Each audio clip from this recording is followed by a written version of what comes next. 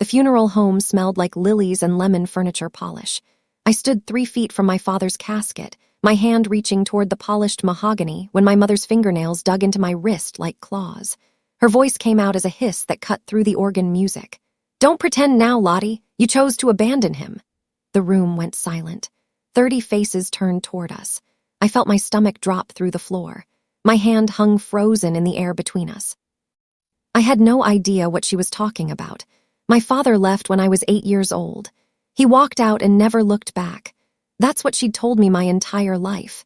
That's what I believed for 23 years. But the way she gripped my wrist, the panic flickering behind her eyes, told me something was terribly, horribly wrong. Before I could pull away, a gray-haired woman I'd never seen before stepped out from behind a flower arrangement. She was small, maybe 70, wearing a navy dress and pearls. She moved toward me with purpose, her sensible heels clicking on the marble floor.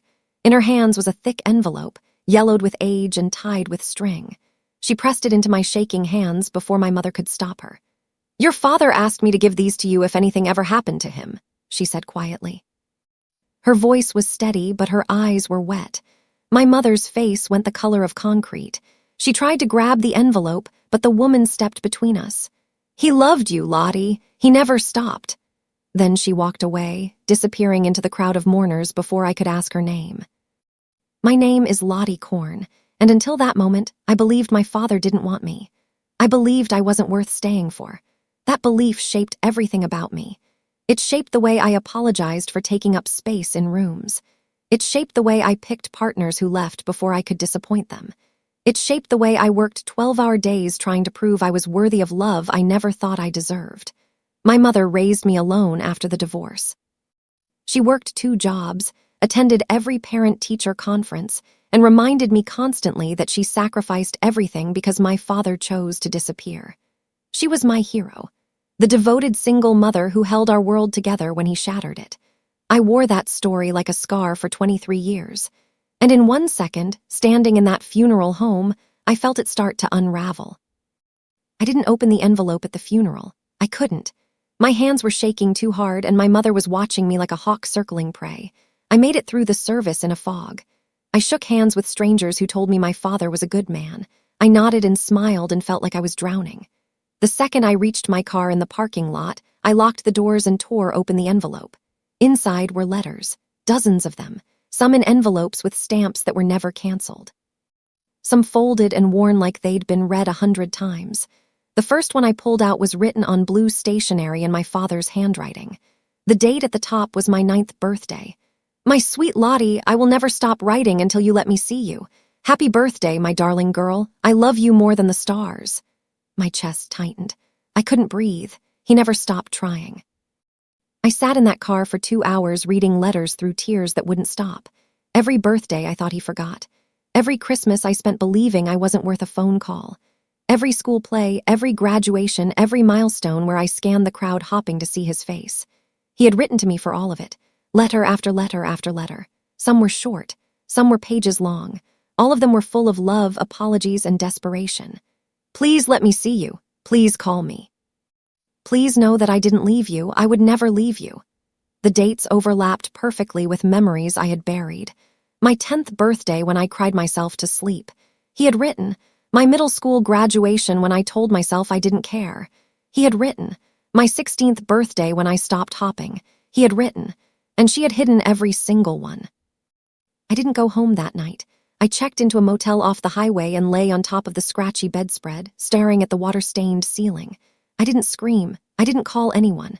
I just lay there replaying every cruel thing my mother had ever said about him. "Your father doesn't care about you, Lottie. He moved on with his life. Some men just aren't built to be fathers. You're better off without him." I remembered being 12 and asking if I could try to find him. She had looked at me with those sad, tired eyes and said, "Sweetheart, if he wanted to be found, he would have reached out by now." I had believed her. Why wouldn't I? She was my mother. Mothers don't lie about things like that. Except she did. For 23 years, she lied, and I had no idea why. Over the next 3 days, I read all 47 letters. I organized them by date. I cross-referenced them with my childhood memories. The pattern was undeniable. Every time I had a milestone, he wrote. Every time I told my mother I missed him, she must have known another letter was sitting in whatever secret place she kept them. This wasn't a mistake. This wasn't her trying to protect me from a man who didn't care. This was systematic, calculated. She intercepted his letters. She let me grow up thinking I was unwanted. She built an entire life on the foundation of that lie. She played the hero while painting him as the villain. And the worst part, the part that made my hands shake with rage, was realizing she did it on purpose. She wanted me to believe I wasn't loved, because as long as I believed that, I needed her.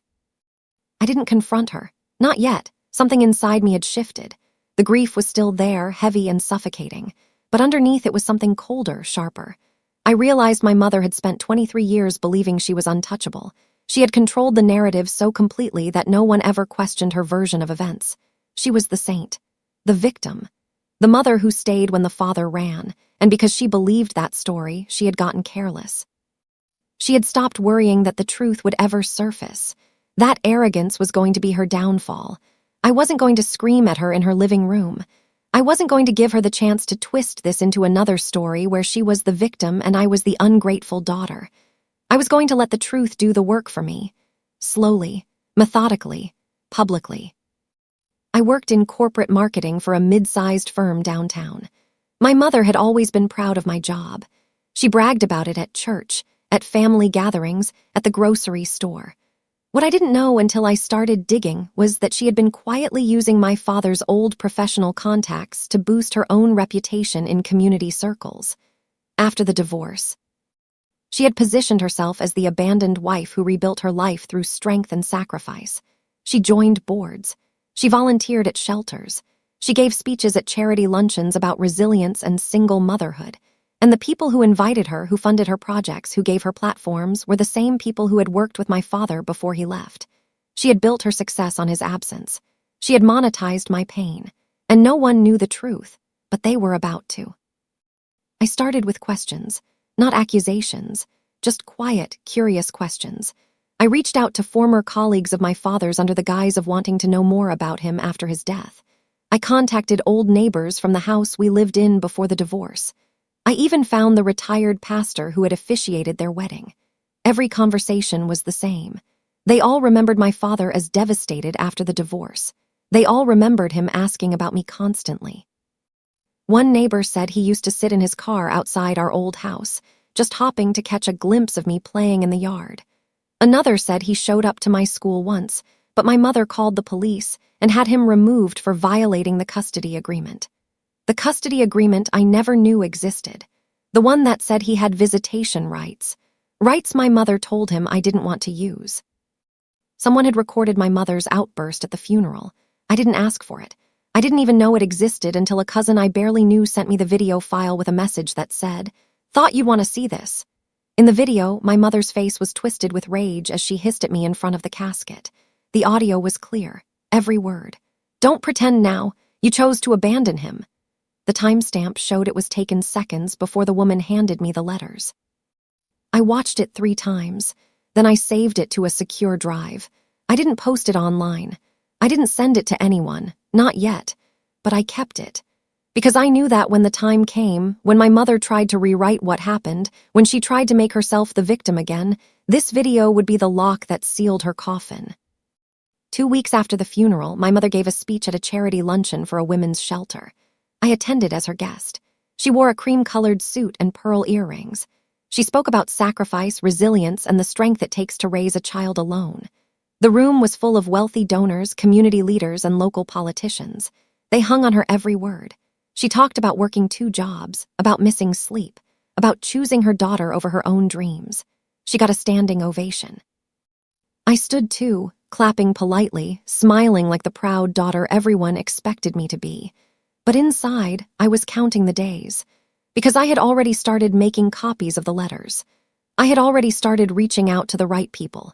And I knew that the next time she stood in front of a crowd like this, the applause would be very, very different. I didn't post the letters on social media. That would have been too easy, too fast, too loud. Instead, I sent copies to the people who mattered most to her. I sent them to the board members of the nonprofit where she served as an advisor. I sent them to the church elders who had praised her for decades. I sent them to family friends who had funded her projects and supported her causes. I included a short note with each package. My father wrote these letters to me over 23 years. My mother hid everyone. I thought you should know the truth about the woman you've been supporting. I didn't ask for anything. I didn't demand apologies or action. I just let the truth sit there, undeniable and documented. Within 48 hours, my phone started ringing. I didn't answer. I let the calls go to voicemail. Every single one was from her. The first voicemail was shaking with panic. Lottie, what are you doing? People are calling me. They're asking questions. You need to stop this right now. The second was angry. You have no idea what you're dealing with. Those letters are out of context. You're making me look like a monster. The third was desperate. Please, sweetheart, let's talk about this. You're confused. You're emotional. I can explain everything. I listened to all of them twice. Then I deleted them. She called again the next day. This time I answered. My voice was calm, steady, and cold. What am I doing, Mom? Nothing you didn't start. There was a long silence on the other end. Then her voice came back, sharp and venomous. You ungrateful little. I hung up before she could finish. She didn't call back. Within a week, she started her counteroffensive. She told people the letters were fake, that I had fabricated them out of grief and confusion. She said I was having a breakdown after my father's death and didn't know what I was doing. She painted herself as the concerned mother trying to protect her unstable daughter from making a terrible mistake. She sent emails. She made phone calls. She even posted a vague message on social media about false accusations and family betrayal. For a moment, it almost worked. A few people reached out to me with concern, asking if I was okay, suggesting I take time off work and see a therapist. But lies rot faster when exposed to light, and I had more than letters. I had witnesses, I had documents, and I was just getting started. My father's longtime friend, a man named Roger Penfield, came forward without me asking. He was a retired lawyer who had known my father since college. He sent me an email with a subject line that read, I have proof. Inside were scanned copies of letters my father had sent to him over the years, asking for legal advice on how to see me. There were copies of the custody agreement showing my father's visitation rights. There were email threads between Roger and my father discussing my mother's refusal to let him contact me. There were even postmarked envelopes that matched the dates on the letters I had received. Roger included a signed affidavit stating he was willing to testify to everything if needed. He ended the email with, Your father loved you more than anything in this world. I'm sorry it took this long for the truth to come out. The story locked into place, airtight and undeniable. The church meeting happened on a Tuesday night. I wasn't supposed to be there, but one of the elders called and asked if I would attend. My mother was already seated when I walked in, her face pale and tight. The room was small, just a conference table and 8 chairs. The elders asked her to explain the letters. She tried to cry. She tried to say she was protecting me from a man who was unstable, who didn't deserve to see his daughter. But her voice faltered when they asked why she never told me about the custody agreement. It cracked completely when they asked why she had accepted donations and speaking fees while portraying herself as abandoned. She couldn't cry on command this time. The performance didn't work. The room shifted. I sat quietly, hands folded, and watched her realize she was losing control. 2 days later, I received a call from a lawyer I'd never met. He had been my father's estate attorney. There wasn't much in the estate, he explained. My father had lived modestly, working as a teacher and saving what he could. But there was something he wanted me to have. It wasn't money. It was a letter. A final letter, written 5 years ago and updated annually, to be given to me only after his death. I met the lawyer at his office downtown. He handed me a sealed envelope with my name written in my father's handwriting. Inside was a 6-page letter explaining everything he feared might happen. He knew my mother.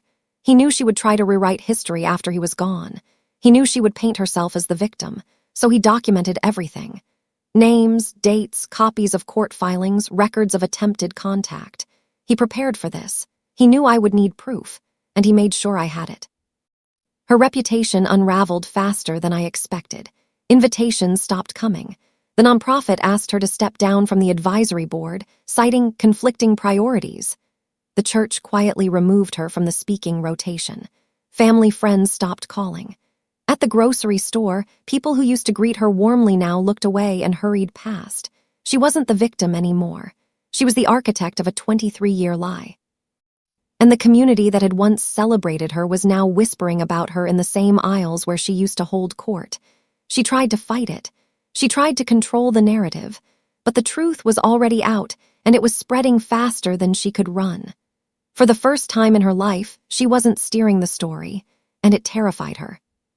She started sending me messages, long, rambling texts blaming stress, fear, and her desperate need to protect me. "I was scared he would take you from me," one message read. "I did what I thought was best. I was doing my best as a mother." Another said, "You don't understand what it was like. I was alone. I was terrified. I made mistakes."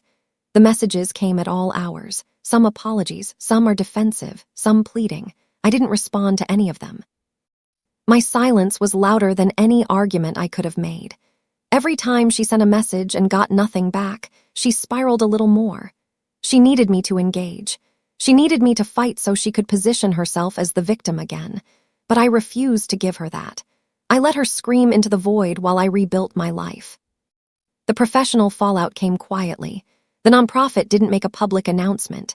They simply sent a letter thanking her for her service and explaining that they were moving in a new direction. Her speaking engagements dried up. The charity luncheons stopped calling. The boards she sat on found reasons to restructure without her. There was no drama, no public shamming, just consequences. Quiet, steady, irreversible consequences. She had built her identity on being a strong, self-sacrificing single mother. She had monetized that image for years. And now, with the truth out, that identity is gone. She wasn't a survivor. She was a liar. And no one wanted to be associated with her anymore. The silence was deafening. 3 months after the funeral, my mother's side of the family held a closed gathering at my aunt's house. I wasn't sure I wanted to go, but my aunt called and asked me to attend. "There are things that need to be said," she told me, "and people who need to hear them." When I arrived, the living room was full. Aunts, uncles, cousins, even my grandmother, who was 92 and hadn't left her house in years. My mother sat in the corner, her face drawn and pale. My aunt stood up and pulled out copies of the letters. One by one, she read them aloud. No one interrupted. No one defended my mother. They just listened as my father's words filled the room. Words of love, words of desperation, words that proved he had never stopped trying. When my aunt finished, the room was silent. My grandmother looked at my mother and said, "Shame on you, Mary, shame on you." Then she stood and left. One by one, the rest of the family followed. For the first time in my life, my mother was not steering the narrative. She had spent decades controlling how people saw her, shaping every story to position herself as the hero. But now, the truth was louder than her voice, and it terrified her. She tried to regain control. She posted on social media about forgiveness and moving forward. She sent letters to family members asking for understanding. She even tried to reach out to my father's friends, hoping to find someone who would speak in her defense. But no one did. The evidence was too clear. The timeline was too detailed. The lies were too big. She had nowhere left to hide. And for someone who had spent her entire adult life crafting an image, losing control of that image was worse than any punishment I could have given her. She was invisible now, irrelevant, forgotten, and she knew it. I took a month off work. I started therapy with a woman who specialized in parental manipulation and childhood trauma. I reached out to people who had known my father and asked them to tell me stories. I learned that he was kind, patient, and funny. I learned that he coached Little League even after I stopped playing. I learned that he kept every school photo I ever took, even though he wasn't there when they were taken. I cried a lot during that month, but I also laughed. I also felt something I hadn't felt in years, lightness. I started building a life that wasn't filtered through my mother's lies. I reconnected with parts of myself I thought I'd lost. And slowly, carefully, I began to forgive myself for believing her. I was a child. I didn't know any better, but now I did, and I wasn't going to waste any more time. My mother never contacted me again after that family gathering. I don't know if it was shame, fear, or something else.